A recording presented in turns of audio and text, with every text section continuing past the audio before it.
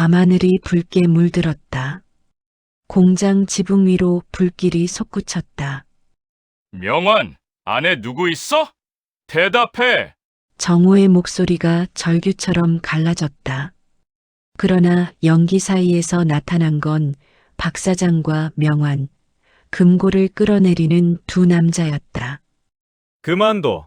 그건 회사 돈이야. 정호의 눈빛이 흔들렸다. 불빛에 비친 명환의 얼굴. 미안하다, 형.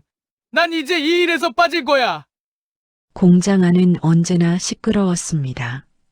쇳소리가 끊임없이 울려 퍼지는 곳, 불꽃이 튀고 용접 마스크 너머로 푸른 불빛이 번쩍이는 그곳에서 최정호는 30년을 살아왔습니다. 잠깐 무료 버튼인 구독과 좋아요 꾹 눌러주시면 여러분 가정에 큰 복과 행운이 가득할 것입니다. 감사합니다. 아침 7시면 어김없이 공장 문을 열고 들어서는 정호의 발걸음은 무겁지만 익숙했죠. 녹슨 철문을 밀고 들어서면 제일 먼저 코를 찌르는 금속 냉새. 그 냉새가 정호에게는 출근의 신호였습니다. 오늘도 정호는 작업복을 걸치고 장갑을 끼며 하루를 시작했습니다. 최형, 이 소리 들으면 아직 살아있는 것 같지 않아? 동료 김명환이 용접기를 내려놓으며 웃었습니다. 정호는 마스크를 벗고 땀을 닦으며 대답했죠. 그렇지. 이게 내 심장 소리 같아. 이 소리 안 들리면 내가 죽은 거겠지. 명환은 정호보다 4살 위였지만 둘은 30해 가까이 함께 일한 친구였습니다. 아침부터 저녁까지 쉬는 시간에도 함께 밥을 먹고 담배를 피우던 사이였죠. 명환은 입담이 좋아서 공장 안 분위기를 늘 밝게 만들었고 정호는 과묵했지만 일만큼은 누구보다 성실했습니다. 둘은 함께 철판을 나르고 함께 용접하고 함께 퇴근길을 걸었습니다. 그렇게 30년이 흘렀죠. 공장 벽에는 오래된 달력이 걸려 있었습니다. 구석구석 먼지가 쌓이고 페인트가 벗겨진 벽 사이로 라디오에서는 90년대 트로트가 흘러나왔죠. 정호는 그 노래를 들으며 철판을 자르고 용접하고 다시 조립하는 일을 반복했습니다. 그의 손은 굳은 살투성이었고 손톱 밑에는 지워지지 않는 때가 박혀 있었습니다. 하지만 그 손이 정호의 자랑이었죠. 이 손으로 가족을 먹여 살렸고 이 손으로 집을 샀으며 아들을 대학까지 보냈으니까요. 정호는 자신의 손을 볼 때마다 뿌듯함을 느꼈습니다. 비록 상처투성이지만 이 손이 만들어낸 인생이 자랑스러웠으니까요. 공장 안에는 여러 세대의 노동자들이 함께 일했습니다. 정호와 명환 같은 고참부터 20대 신입사원까지 모두가 같은 작업복을 입고 같은 공기를 마셨죠. 점심시간이면 모두가 식당에 모여 앉아 밥을 먹었습니다. 김치찌개에 밥을 비벼 먹으며 농담을 주고받는 시간, 그 시간이 정호에게는 소소한 행복이었습니다. 후배들은 정호를 선배님이라 부르며 존경했고 정호는 그들에게 용접 기술을 하나하나 가르쳐 주었죠. 회식 자리는 한 달에 한 번 있었습니다. 박 사장이 삼겹살이나 회를 사주는 날이었죠. 그날도 직원들이 소주잔을 기울이며 떠들었습니다. 박 사장은 자리 한쪽에 앉아 직원들을 바라보며 흐뭇하게 웃었습니다. 정호는 박 사장을 보며 생각했죠. 저 사람 덕분에 우리가 먹고 산다고 자수성가한 사람이라고 모두가 말했으니까요. 이제 정호 선배님도 슬슬 은퇴하셔야 되는 거 아닙니까? 후배 하나가 농담처럼 말했습니다. 정호는 허허 웃으며 고개를 저었죠. 아직 멀었어. 내 손이 멈추면 그때 그만둘 거야. 그래야 밥벌이지. 놀고 먹을 나이는 아니라고. 명환이 정호의 어깨를 툭 쳤습니다. 그래, 우리 둘이 마지막까지 여기서 버티는 거야. 여기가 우리 집이나 마찬가지잖아. 모두가 웃었지만 정호의 웃음 뒤에는 묘한 공허함이 있었습니다. 집이라는 말이 나오자 문득 아내 윤미정의 얼굴이 떠올랐죠. 요즘 미정은 정호를 보는 눈빛이 예전 같지 않았습니다. 차갑고 무언가를 원망하는 듯한 눈빛이었죠. 정호는 소주잔을 비우며 그 생각을 떨쳐냈습니다. 오늘만큼은 즐기고 싶었으니까요. 퇴근 후 집에 돌아가면 미정은 거실에 앉아 TV를 보고 있었습니다. 정호가 문을 열고 들어서도 고개조차 돌리지 않았죠.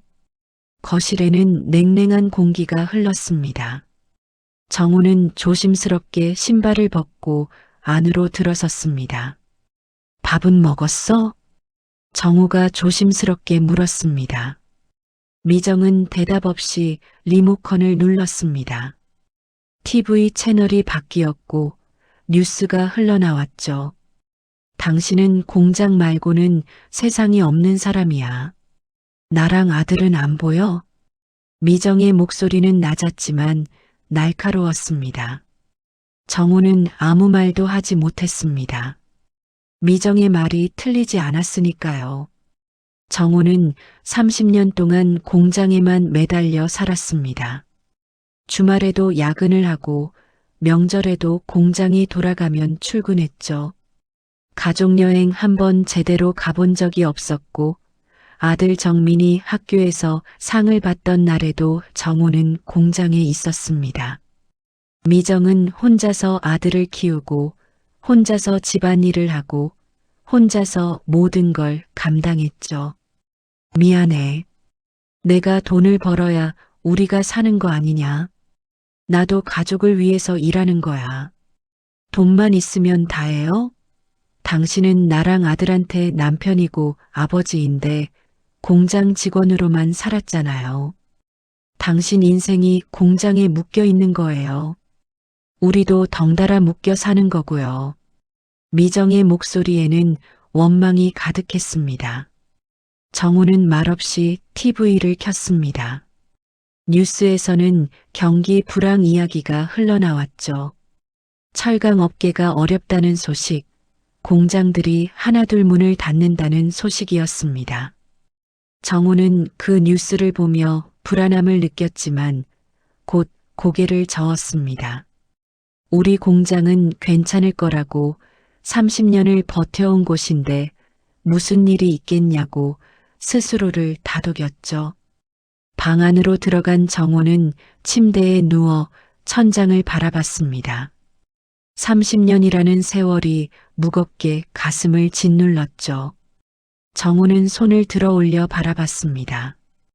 굳은 살과 상처투성이인 손, 하지만 아직 힘이 남아있는 손이었습니다. 정호는 중얼거렸죠. 조금만 더 버티자. 조금만 더 일하면 되는 거야. 은퇴하고 나면 미정이랑 아들이랑 여행도 가고 그러면 되지. 정호는 눈을 감았습니다. 꿈속에서도 공장이 보였고 쇳소리가 들렸습니다. 그것이 정호의 인생 전부였으니까요. 정호는 공장 없는 자신의 모습을 상상할 수 없었습니다. 공장이 곧 정호였고 정호가 곧 공장이었죠. 그렇게 또 하루가 지나갔습니다. 그날은 평범한 월요일 아침이었습니다.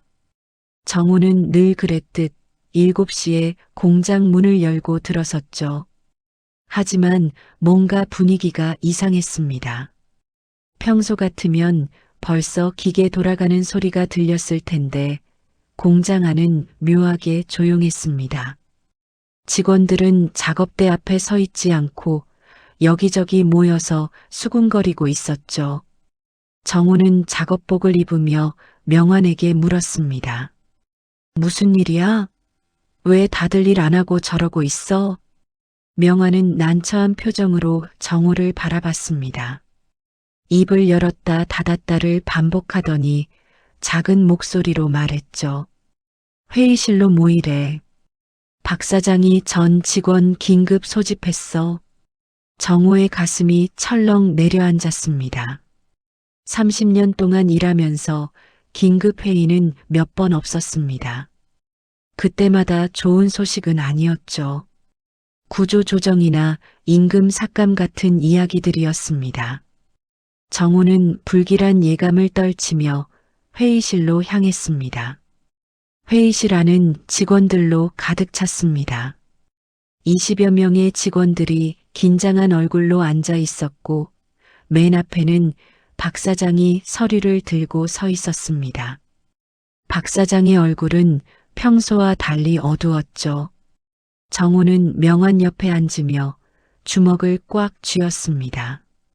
가슴이 두근거렸고 입안이 바짝 말랐습니다.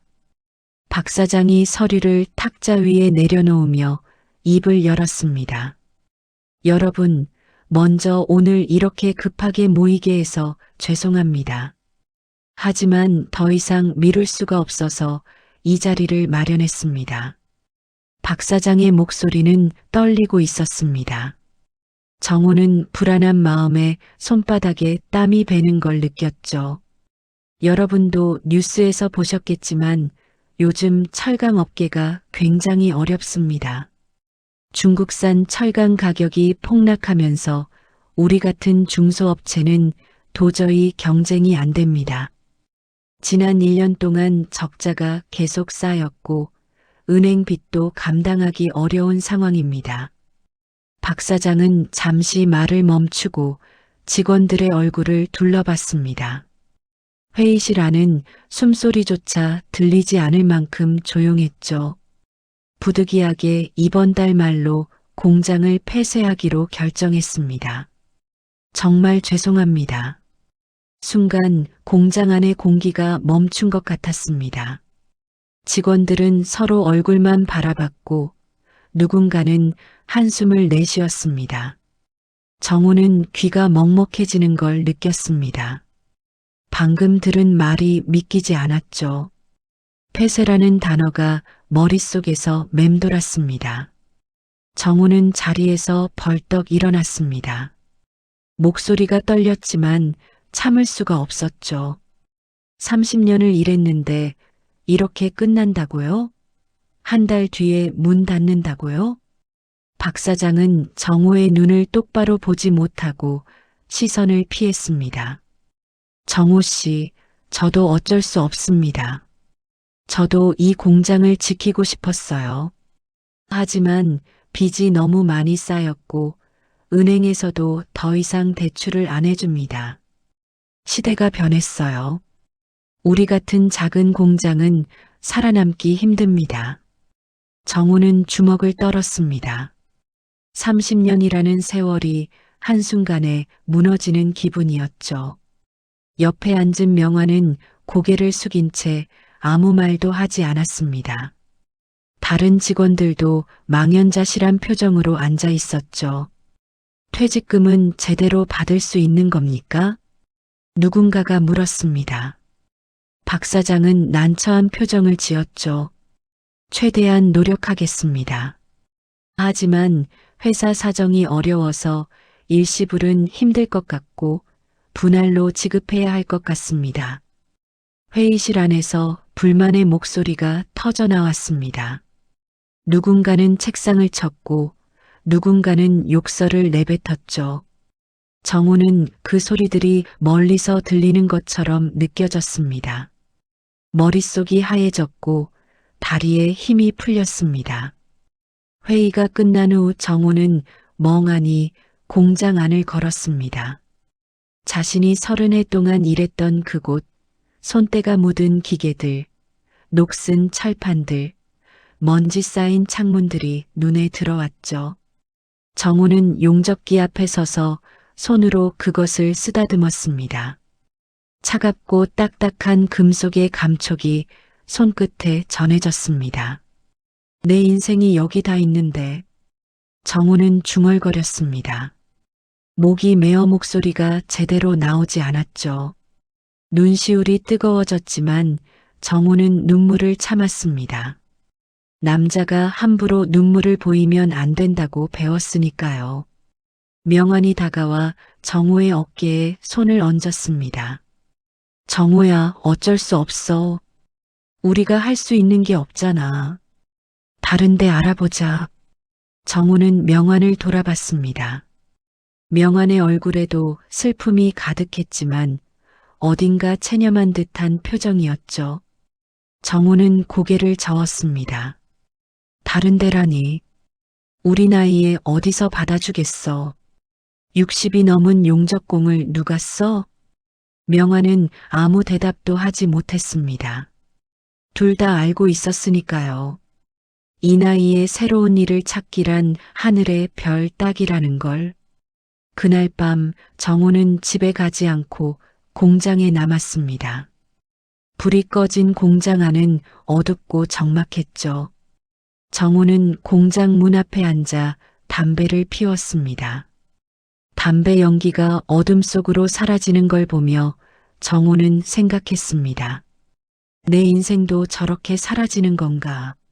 30년이 한순간에 연기처럼 사라지는 건가? 정우는 공장 문을 붙잡고 속삭였습니다. 내 인생이 여기 다 있는데 누가 이렇게 쉽게 닫으래? 찬바람이 불었고 공장 안에서는 쇠 냄새가 흘러나왔습니다. 정우는 그 냄새를 깊이 들이마셨습니다. 어쩌면 이제 얼마 남지 않은 이 냄새를, 이 공기를 가슴 깊이 새겨두고 싶었죠. 정우의 뺨으로 차가운 눈물이 흘러내렸습니다. 이제 정말 끝이 보이는 것 같았습니다. 공장 폐쇄 소식이 전해진 지 일주일이 지났습니다. 직원들은 하나둘 짐을 싸기 시작했고 공장 안은 점점 텅 비어갔죠. 하지만 정우는 여전히 출근했습니다. 아무도 시키지 않았지만 정우는 마지막까지 공장을 지키고 싶었습니다. 명환도 정우와 함께 남았죠.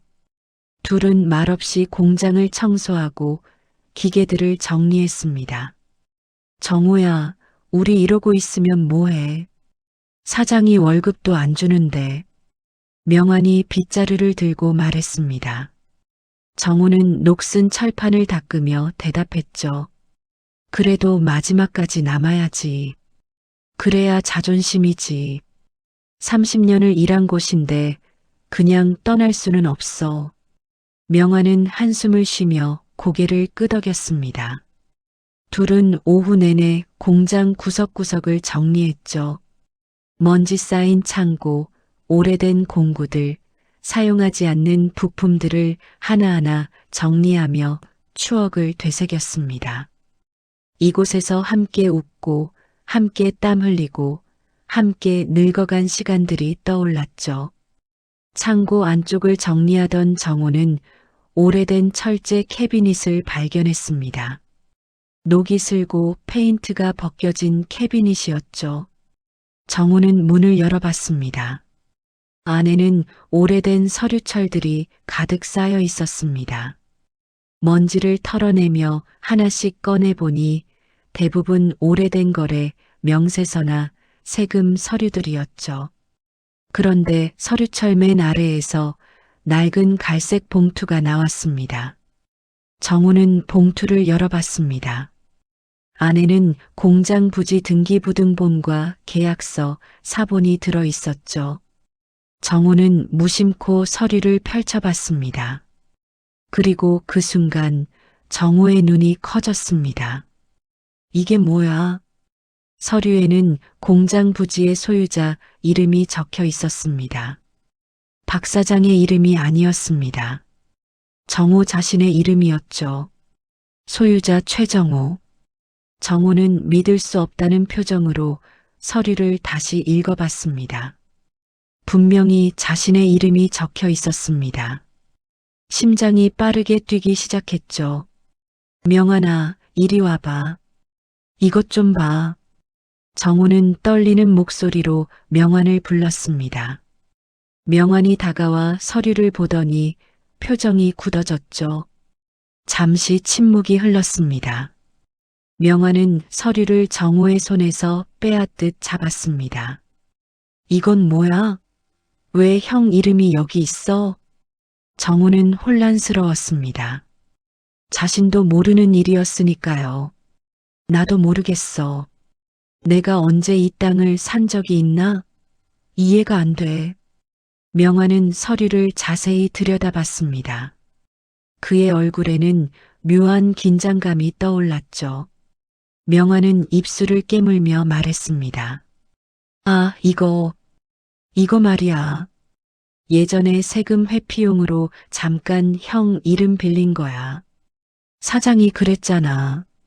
별거 아니야. 정우는 명환을 똑바로 바라봤습니다. 명환의 눈빛이 어딘가 불안해 보였죠. 세금 회피? 나는 그런 이야기 들은 적 없는데. 언제 그런 일이 있었어? 오래전 일이야. 형도 도장 찍었을 텐데.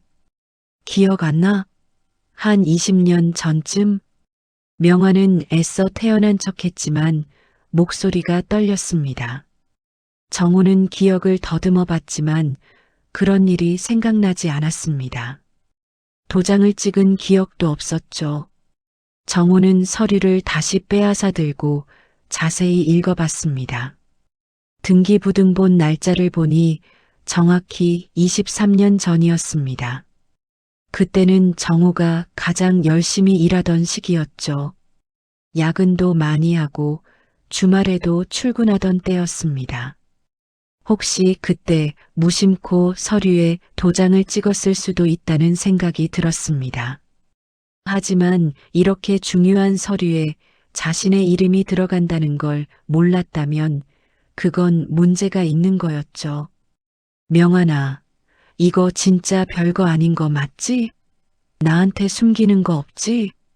정우의 목소리에는 의심이 섞여 있었습니다. 명환은 잠시 망설이다가 대답했죠. 당연하지. 형이랑 나 사이에 뭘 숨기겠어. 그냥 옛날 서류니까 버려. 지금은 의미 없어. 명환은 서류를 가져가려 했지만 정우는 꽉 붙잡았습니다. 아니야. 이거 나한테 중요할 수도 있어. 내 이름이 들어간 서류인데 내가 가지고 있어야지. 명환의 얼굴에 순간 당황한 기색이 스쳤습니다. 하지만 곧 웃으며 손을 들었죠. 그래, 형이 가져. 어차피 옛날 서류니까. 정우는 서류를 조심스럽게 접어 주머니에 넣었습니다. 가슴이 두근거렸죠. 뭔가 이상했습니다.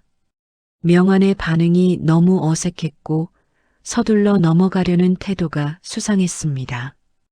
정우는 30년 가까이 명환과 함께 일하며 그를 누구보다 잘 알았습니다. 명환이 거짓말을 할 때면 눈을 제대로 마주치지 못한다는 걸 알고 있었죠. 그리고 방금 명환은 정우의 눈을 똑바로 보지 못했습니다. 명환아, 나 오늘 먼저 갈게. 집에 가서 이 서류 좀 자세히 봐야겠어. 정우는 작업복을 벗으며 말했습니다. 명환은 난처한 표정으로 고개를 끄덕였죠. 그래, 형. 조심해서 가. 정우는 공장을 나서며 뒤를 돌아봤습니다. 명환은 멍하니 서서 정우를 바라보고 있었죠. 그 눈빛이 왠지 슬퍼 보였습니다. 정우는 고개를 저으며 발걸음을 옮겼습니다. 집으로 가는 버스 안에서 정우는 주머니 속 서류를 만지작거렸습니다. 손끝에 닿는 종이의 감촉이 낯설었죠. 이 서류가 무엇을 의미하는지, 왜 자신의 이름이 거기 있는지 정우는 알아내야 했습니다. 가슴 한구석에서 불안감이 피어올랐지만 동시에 묘한 예감도 들었습니다. 이 서류가 자신의 인생을 바꿀 수도 있다는 예감이었죠. 정우는 창밖을 바라봤습니다. 해가 지고 있었고 도시는 어둠 속으로 잠겨가고 있었습니다. 정호의 마음도 어둠 속으로 빠져드는 것 같았지만 손 안의 서류만큼은 뜨겁게 느껴졌습니다. 그날 밤 정호는 서류를 펼쳐놓고 한참을 들여다봤습니다. 아내 미정도 옆에서 함께 봤지만 둘 다 법률 용어가 어려워 정확히 이해할 수 없었죠. 다만 한 가지는 분명했습니다. 공장 부지가 정호 명의로 되어 있다는 사실이었습니다. 미정은 남편을 걱정스럽게 바라봤습니다.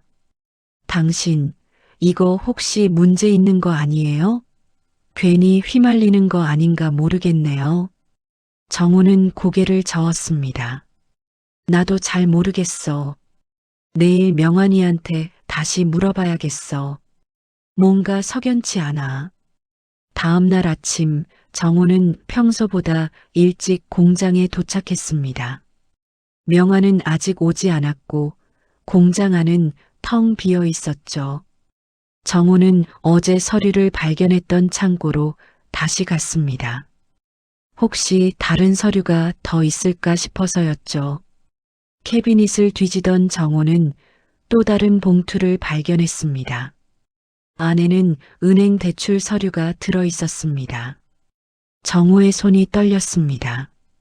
대출 서류에도 자신의 이름이 연대보증인으로 적혀 있었습니다. 금액은 3억 원이었죠. 정호는 그 돈을 빌린 적도 보증을 선 적도 없었습니다. 등골이 오싹해졌습니다. 이건 분명 잘못된 일이었죠. 바로 그때 공장 밖에서 사이렌 소리가 들렸습니다. 정호는 창문으로 달려갔습니다. 소방차 2대가 공장 앞에 서 있었고 공장 뒤편에서 연기가 피어오르고 있었죠. 정호는 서류를 주머니에 쑤셔 넣고 밖으로 뛰어나갔습니다. 불이야, 불. 누군가가 소리쳤습니다. 정호는 공장 뒤편으로 달려갔습니다. 창고 한쪽에서 불길이 치솟고 있었죠. 아직 크게 번지지는 않았지만 순식간에 커질 수 있는 상황이었습니다. 소방관들이 호스를 들고 진화 작업을 시작했습니다. 안에 사람 있습니까? 소방관이 정호에게 물었습니다. 정호는 고개를 저으려다가 문득 생각났습니다. 어젯밤 명환이 야간 순찰을 하겠다고 했던 말이 떠올랐죠. 명환이가 안에 있을 수도 있어요. 정호는 불길을 향해 달려들려 했지만 소방관이 막아섰습니다. 위험합니다. 저희가 확인하겠습니다. 하지만 정호는 뿌리치고 공장 안으로 뛰어들었습니다. 연기가 자욱했고 눈을 뜰 수 없을 정도였죠. 정호는 손으로 입을 막고 소리쳤습니다. 명환아, 어디 있어? 안쪽에서 기침 소리가 들렸습니다. 정호는 그쪽으로 달려갔습니다. 하지만 연기 사이로 보이는 건 명환이 아니었습니다. 박 사장이었죠. 박 사장은 무거운 금고를 끌고 있었습니다. 정호는 눈을 의심했습니다. 사장님? 지금 뭐 하시는 겁니까? 박 사장은 정호를 보자 당황한 표정을 지었습니다. 정호 씨 나와요. 위험해요. 사장님이 먼저 나가세요. 그 금고는 왜 들고 계세요? 바로 그때 또 다른 인물이 연기 속에서 나타났습니다.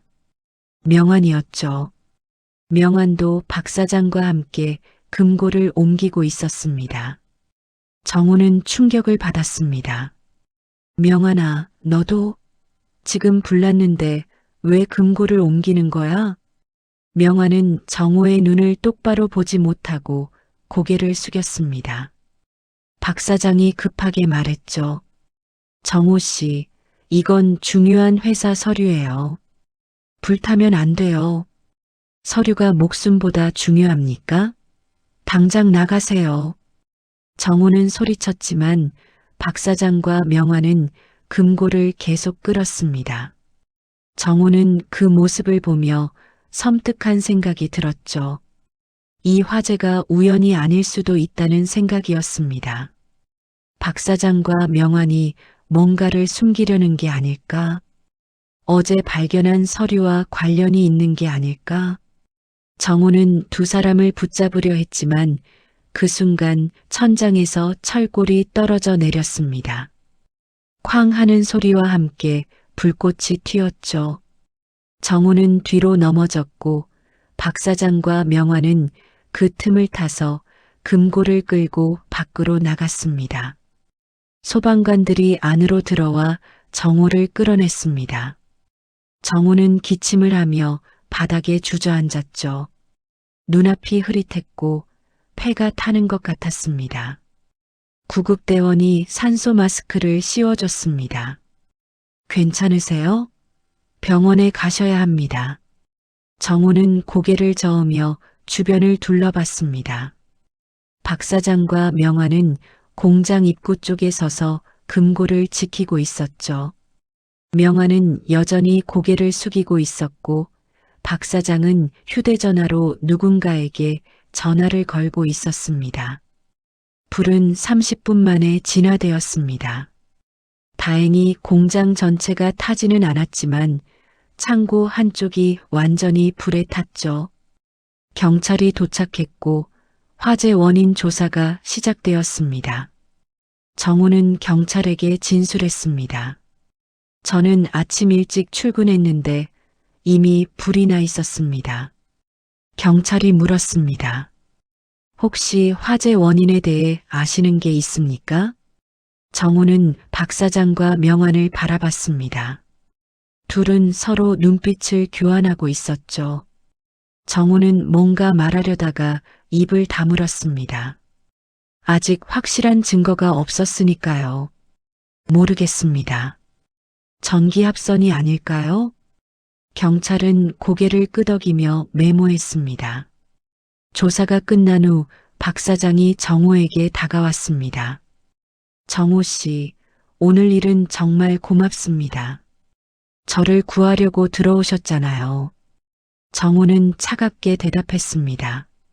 저는 명환이를 찾으러 들어간 겁니다. 그런데 사장님과 명환이가 금고를 옮기고 계시더군요. 그게 뭡니까? 박 사장의 표정이 굳어졌습니다. 회사 중요 서류입니다. 계약서나 도장 같은 거요. 정우는 주머니 속 서류를 만지작거렸습니다. 박 사장이 숨기려는 게 혹시 자신과 관련된 서류는 아닐까? 정우는 더 이상 묻지 않고 돌아섰습니다. 명환이 뒤에서 불렀습니다. 정우야, 미안해. 내가. 정우는 돌아보지 않고 말했습니다. 오늘 일은 나중에 얘기하자. 지금은 머리가 복잡해. 정우는 공장을 나섰습니다.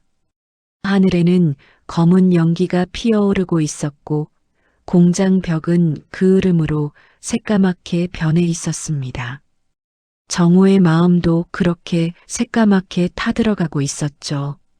믿었던 친구와 사장이 자신을 속이고 있다는 확신이 점점 커져갔습니다. 화재 사건 이틀 후 정우는 아침 뉴스를 보다가 깜짝 놀랐습니다. 공장 화재 소식이 지역 뉴스에 나왔는데 박 사장이 기자들 앞에 서 있었죠. 정우는 볼륨을 높였습니다. 이번 화재는 직원 최정우 씨의 부주의로 발생한 것으로 추정됩니다. 담배불을 제대로 끄지 않은 것 같습니다.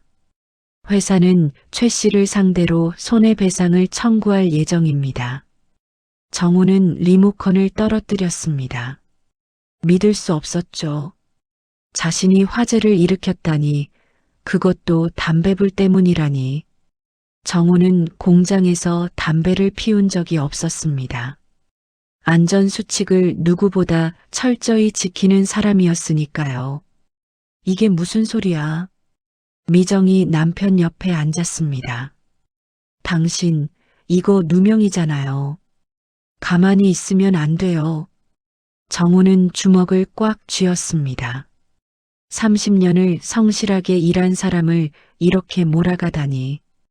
박 사장이 왜 이러는지 이해할 수 없었습니다. 정우는 곧바로 옷을 갈아입고 공장으로 향했습니다. 공장 앞에는 기자들이 몰려 있었습니다. 정우가 나타나자 카메라가 일제히 그를 향했죠.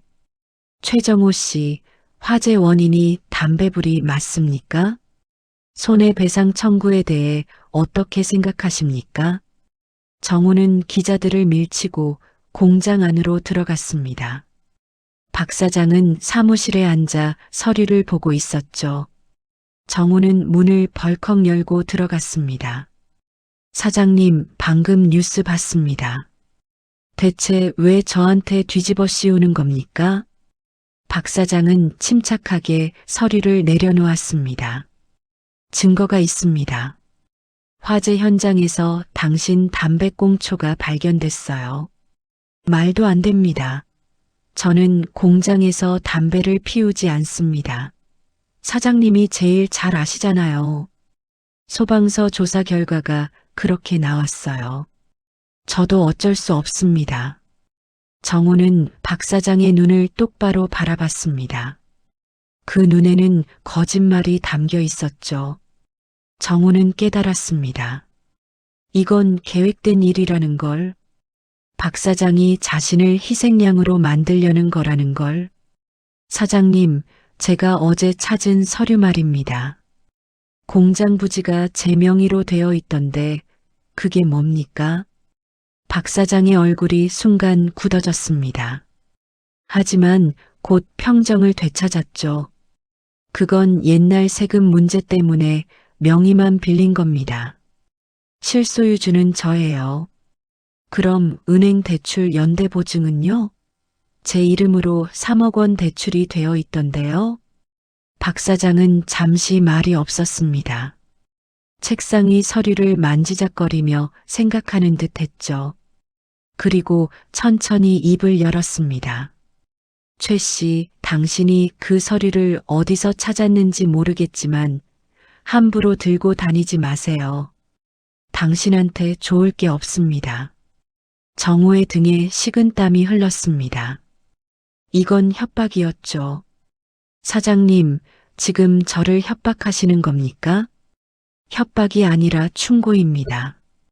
당신 가족 생각하세요. 아들 정민이 아직 취업도 못했잖아요.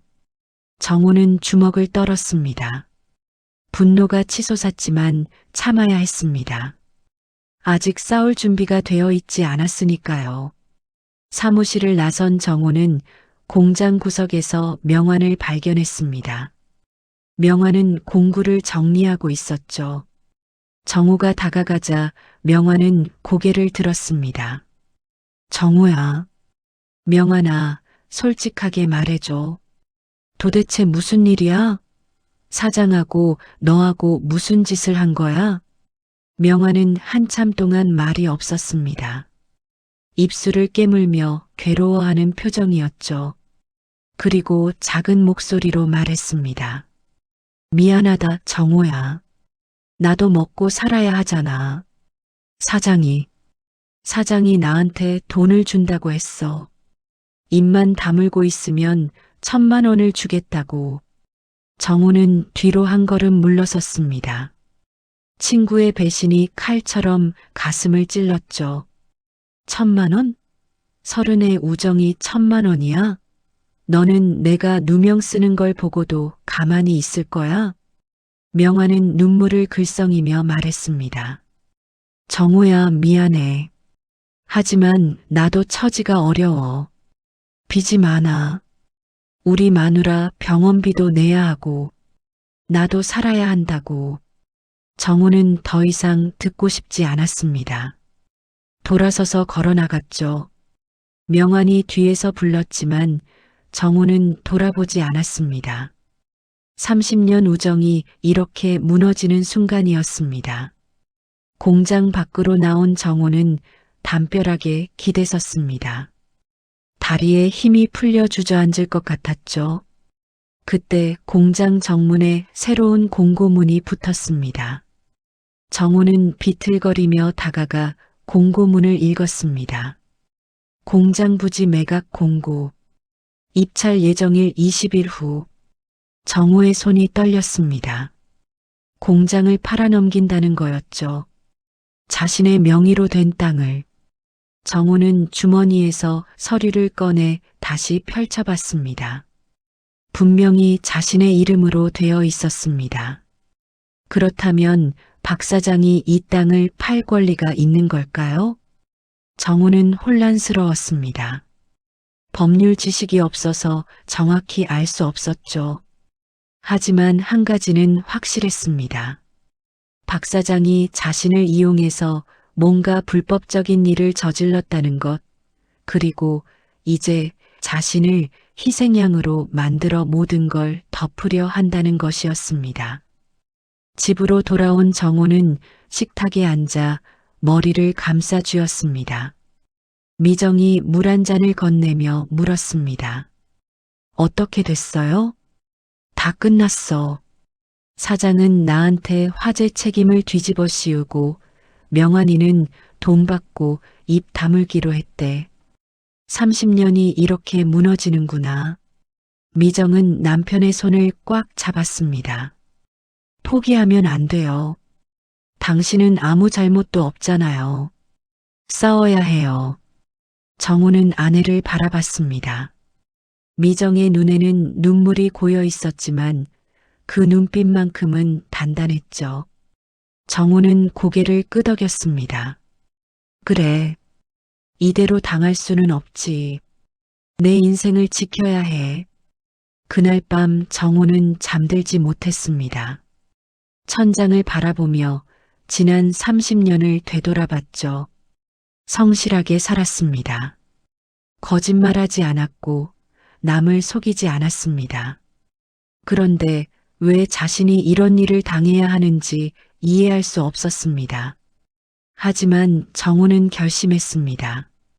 이제 더 이상 당하고만 있지 않겠다고, 자신의 권리를 찾겠다고, 그것이 30년 인생을 지키는 길이라고. 다음 날 아침 정호는 구청 민원실로 향했습니다.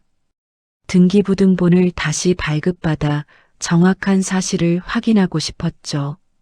민원 창구 직원이 서류를 건네며 말했습니다. 공장 부지 맞으시죠? 소유자가 최정호 씨로 되어 있네요. 그런데 근저당이 3건이나 설정되어 있습니다. 정호의 눈이 커졌습니다. 근저당이요? 그게 뭔가요? 쉽게 말하면 은행 대출을 받을 때 땅을 담보로 잡힌 겁니다. 총 8억 원 정도 되네요. 정호는 머리를 망치로 얻어맞은 것 같았습니다. 8억이라니. 자신이 모르는 사이에 자신의 명의로 8억 원이나 빚을 진 거였죠. 정호는 떨리는 손으로 서류를 받아들었습니다. 이걸 제가 모르고 있었다면 어떻게 되는 겁니까? 직원이 안타까운 표정으로 말했습니다. 명의자가 책임을 져야 합니다. 대출금을 갚지 못하면 땅이 경매로 넘어가고 그래도 부족하면 개인이 빚을 떠안게 되죠. 정호는 다리에 힘이 풀려 의자에 주저앉았습니다. 이제야 박 사장의 계획이 보였습니다. 박 사장은 정호의 명의를 이용해 돈을 빌렸고 이제 공장을 폐쇄하며 모든 빚을 정호에게 떠넘기려는 거였죠. 화재까지 정호 탓으로 돌리면서 완벽한 희생양을 만드는 겁니다. 정호는 집으로 돌아와 아들 정민에게 전화했습니다. 정민아, 아빠야. 지금 집에 올 수 있니? 1시간 후 정민이 도착했습니다. 정호는 모든 서류를 식탁 위에 펼쳐놓고 상황을 설명했죠. 정민은 서류를 살펴보며 얼굴이 굳어갔습니다. 아버지, 이거 완전히 사기잖아요. 경찰에 신고해야 해요. 하지만 내 도장이 찍혀 있어. 내가 동의한 것처럼 보이잖니. 정민은 곰곰이 생각하다가 말했습니다. 아버지, 혹시 공장에 다른 증거가 남아있을지도 몰라요. 화재 전에 미처 못 가져간 서류나 뭔가 있을 수도 있어요. 제가 오늘 밤에 가서 찾아볼게요. 정우는 아들의 손을 잡았습니다. 위험해. 박 사장이 사람을 시켜 지키고 있을 수도 있어. 괜찮아요. 제가 조심할게요. 아버지가 30년 일한 곳인데 이렇게 당할 수는 없잖아요. 그날 밤 자정이 넘어 정민은 공장 뒷문으로 조심스럽게 들어갔습니다. 달빛만이 공장 안을 희미하게 비추고 있었죠. 정민은 휴대전화 손전등을 켜고 화재로 탄 창고 쪽으로 향했습니다. 잿더미 속을 뒤지며 혹시 남은 서류가 있을까 찾아봤습니다. 한참을 뒤지던 정민은 바닥에 반쯤 탄 서류 한 장을 발견했습니다.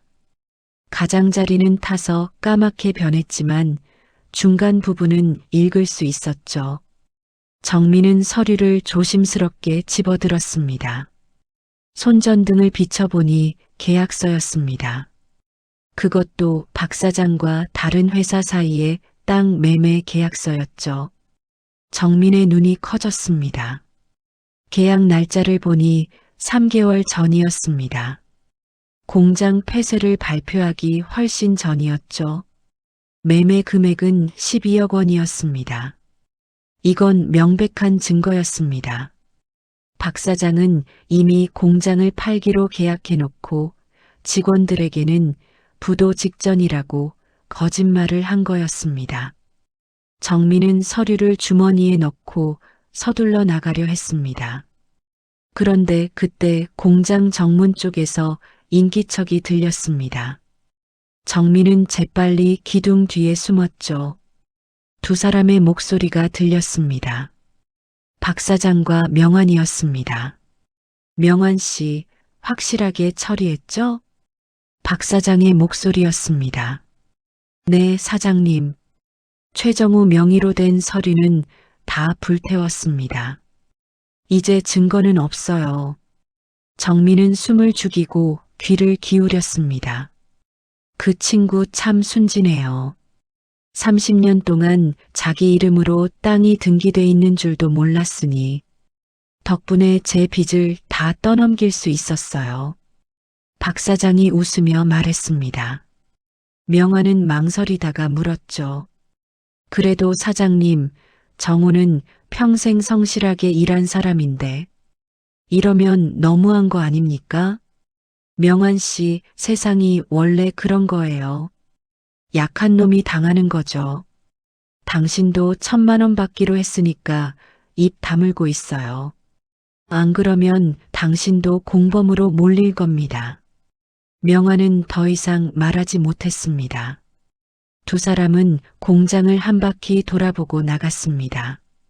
정민은 기둥 뒤에서 나와 심호흡을 했습니다. 온몸에 식은땀이 흘렀죠. 정민은 휴대전화로 방금 대화를 녹음했습니다. 완벽한 증거였죠.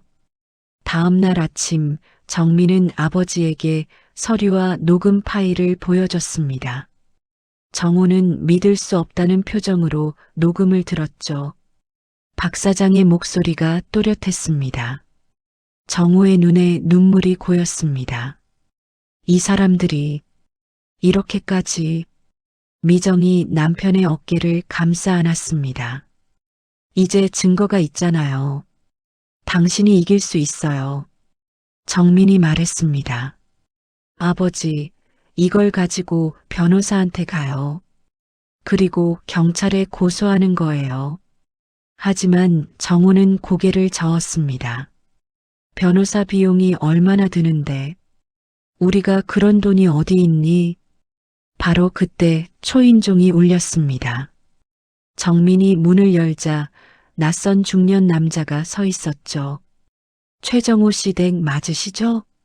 저는 법무법인 정의에서 나온 변호사 한민수라고 합니다. 정우 가족은 놀라서 서로를 바라봤습니다. 저희가 변호사를 부른 적이 없는데요. 한민수 변호사가 명함을 건네며 말했습니다. 제가 최 씨 사건을 뉴스에서 봤습니다. 명백한 사기 사건이더군요. 무료로 도와드리고 싶습니다. 이런 부당한 일을 그냥 넘어갈 수 없어서요. 정우는 명함을 받아들고 떨리는 목소리로 물었습니다. 정말 저를 도와주시겠다는 겁니까? 한민수 변호사는 따뜻하게 웃으며 고개를 끄덕였습니다. 네. 30년을 성실하게 일한 노동자가 이렇게 당해서는 안 됩니다. 제가 꼭 이기게 해드리겠습니다. 정우의 눈에서 눈물이 흘러내렸습니다. 절망의 끝에서 희망의 빛이 보이기 시작했죠. 정민이 발견한 증거와 변호사의 도움이 있다면 이제 싸워볼 수 있을 것 같았습니다. 정우는 주먹을 꽉 쥐었습니다. 이번엔 지지 않겠다고, 자신의 인생을 되찾겠다고 다짐했습니다. 한민수 변호사는 정민이 찾아온 서류와 녹음 파일을 꼼꼼히 검토했습니다. 그리고 자신감 있게 말했죠. 이 정도면 충분합니다. 박 사장을 사기와 문서 위조로 고소하겠습니다. 그리고 공장 부지 소유권도 되찾을 수 있습니다. 일주일 후 정우는 한민수 변호사와 함께 경찰서에 고소장을 제출했습니다. 증거가 명확했기 때문에 박 사장은 곧바로 조사를 받게 되었죠. 뉴스에서는 이 사건을 크게 다뤘습니다. 성실한 노동자를 속인 악덕 사장의 이야기는 사람들의 공분을 샀습니다. 며칠 후 법원에서 첫 재판이 열렸습니다. 방청석에는 정우의 가족과 옛 동료들이 앉아 있었죠. 명환도 구석에 조용히 앉아 있었습니다. 박 사장은 양복을 갖춰 입고 변호사와 함께 들어왔습니다. 재판장이 입장하고 재판이 시작되었습니다. 한민수 변호사가 증거를 제출했습니다. 재판장님, 피고인 박 사장은 원고 최정호 씨의 명의를 도용하여 부당하게 땅을 등기하고 그 땅을 담보로 8억 원의 대출을 받았습니다. 이는 명백한 사기입니다. 박 사장의 변호사가 반박했습니다. 최정호 씨는 모든 서류에 자필로 서명하고 도장을 찍었습니다. 이는 합의하에 이루어진 일입니다. 한민수 변호사가 녹음 파일을 재생했습니다. 법정 안에 박 사장의 목소리가 울려 퍼졌죠. 그 친구 참 순진해요. 30년 동안 자기 이름으로 땅이 등기돼 있는 줄도 몰랐으니 덕분에 제 빚을 다 떠넘길 수 있었어요. 방청석에서 웅성거리는 소리가 들렸습니다. 박 사장의 얼굴이 새하얗게 변했죠. 재판장이 박 사장을 향해 물었습니다. 피고인, 이 녹음이 사실입니까? 박 사장은 말문이 막혔습니다. 변호사가 급하게 속삭였지만 소용없었죠. 한민수 변호사가 계속해서 증거를 제시했습니다. 또한 피고인은 공장 폐쇄 3개월 전에 이미 부지를 12억 원에 팔기로 계약했습니다. 이는 직원들을 속이고 계획적으로 공장을 폐쇄한 것입니다. 탄 서류 사본이 제출되었습니다. 박 사장은 변명할 수 없었죠. 재판장이 말했습니다. 충분한 증거가 제시되었습니다. 다음 재판에서 최종 판결을 내리겠습니다. 재판이 끝나고 복도로 나온 정호는 안도의 한숨을 내쉬었습니다. 한민수 변호사가 어깨를 두드렸죠. 잘하셨습니다. 이기는 겁니다. 그런데 그때 박 사장이 다가왔습니다. 얼굴은 초췌했고 눈빛은 흔들리고 있었죠. 최 씨, 잠깐 이야기 좀 합시다. 한민수 변호사가 막아섰지만 정우는 괜찮다는 손짓을 했습니다. 두 사람은 복도 한쪽으로 걸어갔죠. 최 씨, 제가 잘못했습니다. 하지만 저도 어쩔 수 없었어요. 회사가 정말 어려웠고 빚에 쪼들렸습니다. 정우는 차갑게 대답했습니다. 그래서 30년 일한 사람을 희생양으로 만든 겁니까? 박 사장은 고개를 숙였습니다. 그리고 조용히 말했죠. 하지만 최 씨, 당신도 완전히 결백하지는 않습니다. 정우는 눈살을 찌푸렸습니다. 무슨 소리입니까? 23년 전 당신은 분명히 서류에 도장을 찍었어요. 명환이가 가져온 서류에 말이죠.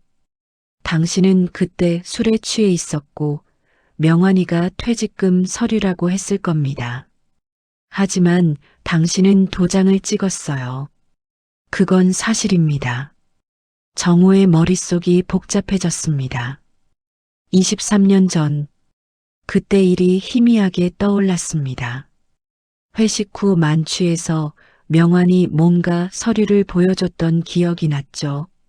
하지만 내용을 제대로 읽지 못했습니다. 박 사장이 계속 말했습니다. 법적으로는 당신이 동의한 겁니다. 물론 제가 그걸 악용한 건 맞지만 당신도 조금은 책임이 있어요. 서류를 제대로 확인하지 않은 것 말입니다. 정우는 할 말이 없었습니다. 박 사장의 말도 일리가 있었으니까요. 하지만 그렇다고 해서 박 사장의 죄가 사라지는 건 아니었습니다. 이틀 후 두 번째 재판이 열렸습니다. 박 사장 측 변호사가 새로운 증거를 제출했습니다. 23년 전 서류의 원본이었죠. 정우의 도장이 선명하게 찍혀 있었습니다. 재판장님, 원고는 자발적으로 서명하고 도장을 찍었습니다. 비록 내용을 제대로 이해하지 못했다 해도 이는 원고의 책임입니다. 방청석이 술렁였습니다. 한민수 변호사가 반박했죠. 하지만 피고인은 원고가 취한 상태를 이용했고 서류 내용을 속여 도장을 받았습니다. 이는 사기입니다. 재판은 팽팽하게 이어졌습니다. 재판장이 심각한 표정으로 서류를 검토했죠. 그리고 입을 열었습니다.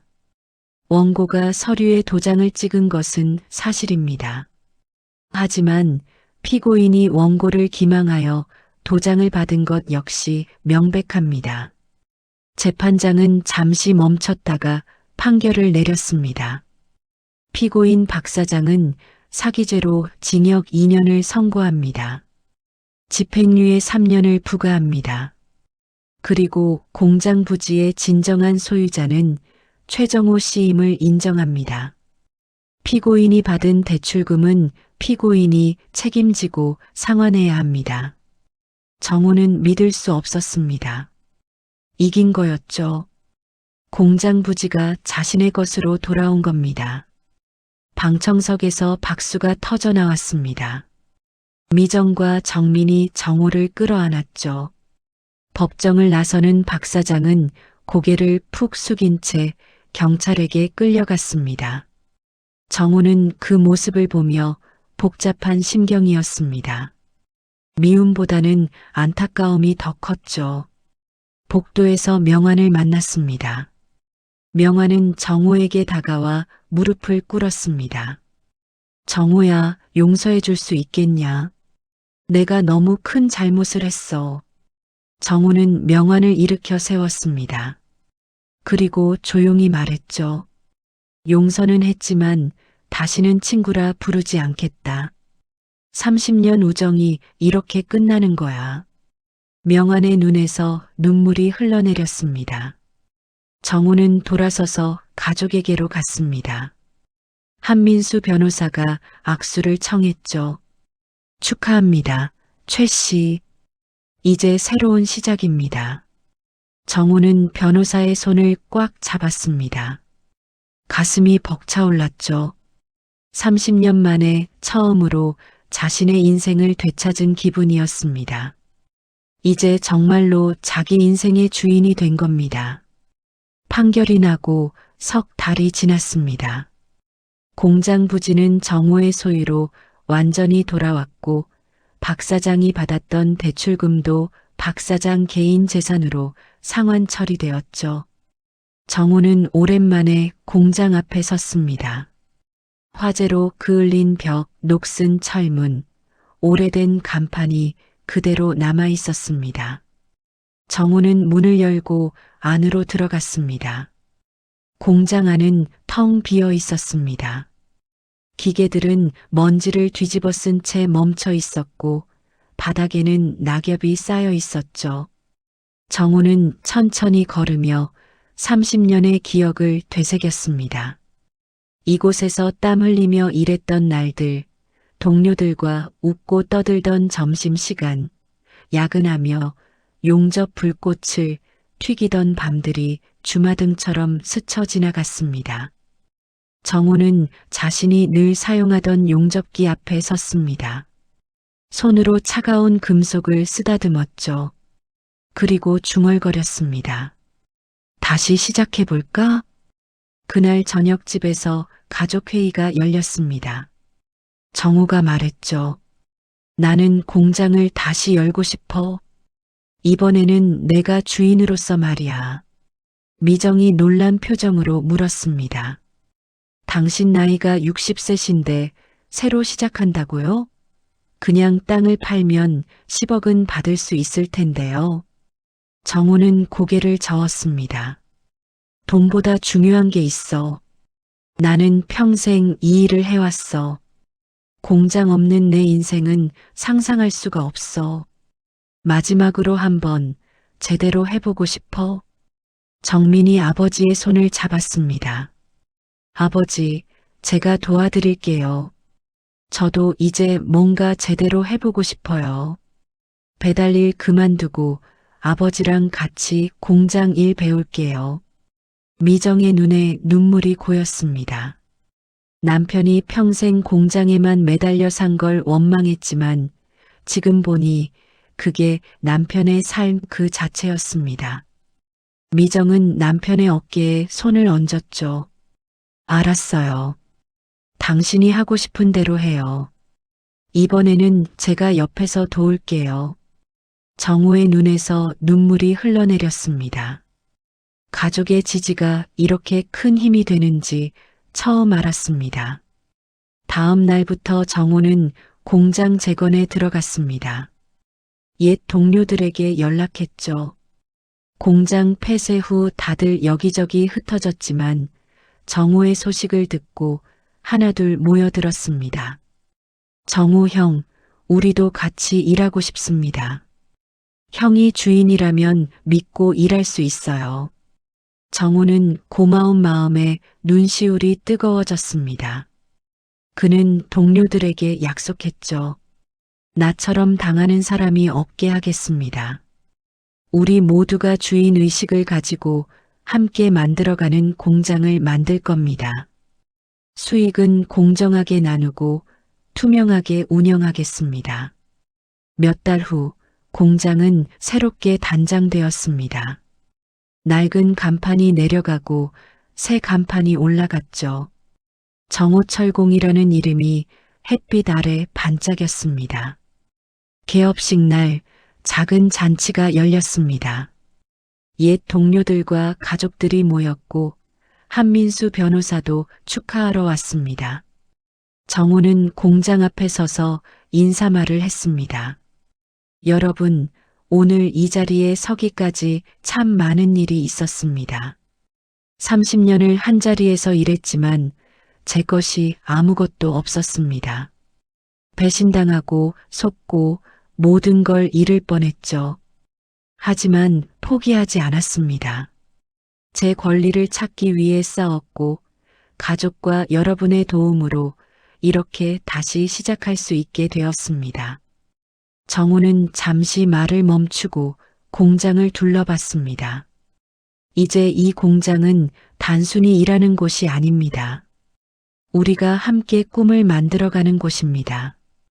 젊은 기술자들에게는 기회를 주고 함께 성장하는 공장을 만들겠습니다. 다시는 누군가가 부당하게 당하는 일이 없도록 하겠습니다. 박수가 터져 나왔습니다.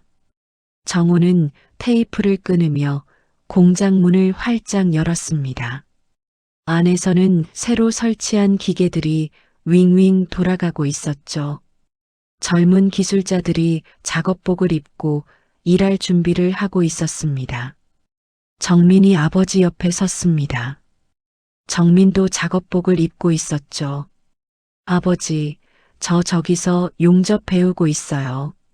생각보다 재밌어요. 정우는 아들의 어깨를 토닥였습니다.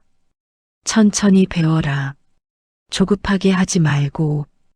오후가 되자 예상치 못한 방문객이 찾아왔습니다. 명환이었습니다. 명환은 공장 문 앞에서 망설이다가 조심스럽게 안으로 들어왔죠. 정우는 작업하다가 명환을 발견했습니다.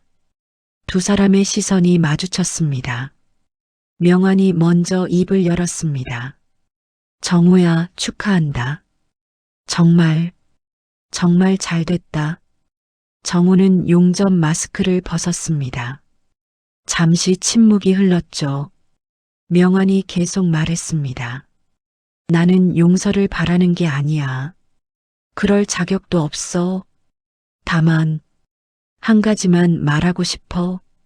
너를 배신한 건 내 인생 최대의 잘못이었어. 매일 후회하며 살고 있어. 정우는 명환을 바라봤습니다. 명환의 얼굴은 몇 달 사이에 많이 늙어 있었습니다. 머리는 더 휘어졌고 등은 더 굽어 있었죠. 정우는 한숨을 쉬며 말했습니다. 명환아, 내가 판결 때 말했잖아. 용서는 했지만 다시는 친구라 부르지 않겠다고. 명환은 고개를 끄덕였습니다. 눈가에 눈물이 맺혔죠. 알아. 그걸로 충분해. 그래도 내가 잘 되는 걸 보니 조금은 마음이 놓여. 명환은 돌아서서 걸어 나갔습니다. 정우는 그 뒷모습을 묵묵히 바라봤습니다. 가슴 한편이 아팠지만 이미 지나간 일이었습니다. 정우는 다시 용접 마스크를 쓰고 작업에 들어갔죠. 해가 지고 하루 일과가 끝났습니다. 직원들이 하나둘 퇴근하고 공장 안에는 정우만 남았습니다. 정우는 공장 불을 끄지 않고 새로 설치한 기계들을 둘러봤습니다. 손으로 하나하나 만지며 미소 지었죠. 이제 진짜 내 인생을 용접해보자. 정우는 창문을 열었습니다. 시원한 저녁 바람이 불어왔죠. 공장 안에 새 불빛이 켜졌습니다. 그 불빛은 희망의 빛이었고 새로운 시작의 빛이었습니다. 정우는 깊은 숨을 들이마셨습니다. 쇳가루 냄새가 났습니다. 그 냄새가 이제는 두렵지 않았습니다. 오히려 반가웠죠. 63의 나이에 새로 시작하는 일 쉽지 않을 겁니다. 하지만 정우는 이제 자신의 인생 주인이었습니다. 누구도 자신을 속일 수 없었고 누구도 자신의 땀을 훔쳐갈 수 없었습니다. 정우는 공장 문을 닫으며 중얼거렸습니다. 내일 또 시작이다. 새로운 인생이 기다리고 있어. 정우는 미소를 지으며 집으로 향했습니다. 그의 발걸음은 가벼웠고 마음은 평온했습니다. 30년의 고생 끝에 찾아온 진짜 행복이었습니다. 이 이야기가 여러분께 작은 위로와 용기가 되었기를 바랍니다. 나이가 들었다고 힘이 없다고 포기할 필요는 없습니다. 정당한 권리를 위해 싸우는 것, 그것이 바로 우리가 지켜야 할 존엄입니다. 오늘 이야기가 마음에 드셨다면 구독과 좋아요 부탁드립니다. 여러분의 구독 하나하나가 더 좋은 이야기를 만드는 큰 힘이 됩니다. 그리고 주변에 이런 이야기가 필요한 분들이 계시다면 공유도 부탁드립니다. 다음에도 여러분의 마음을 울리는 감동적인 이야기로 찾아뵙겠습니다. 오늘도 시청해 주셔서 감사합니다. 여러분 모두 건강하시고 행복하세요.